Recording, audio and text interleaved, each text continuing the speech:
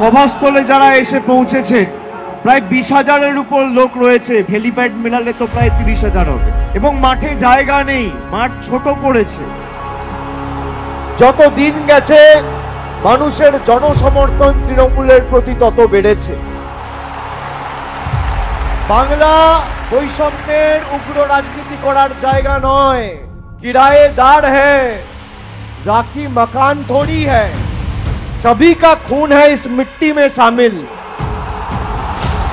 हिंदू, मुसलमान, सिख, ईसाई, जैनो, बुद्ध सवार सभी का खून है इस मिट्टी में शामिल। हिंदुस्तान किसी का बाप का थोड़ी है।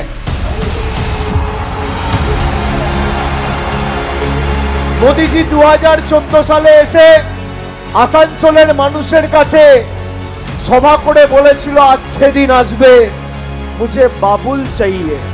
2022 সালে সেই বাবুল সুপ্রিয় মোদির গ্যারান্টিতে বিশ্বাস না করে মমতা ব্যানার্জির গ্যারান্টিতে বিশ্বাস করে মামাটি মানুষের সরকারে এবং তাদের দলে, আমাদের দলে নাম লিখিয়েছে। যারা আপনার জীবনকে রিমোট কন্ট্রোল দিয়ে পরিচালনা করতে চায়, আগামী দিন ইভিএম এর বোতাম টিপে তাদের রাজনৈতিক ভবিষ্যৎ অন্ধকার করার শপথ আজকে সভা থেকে আমাদের সকলকে নিতে হবে।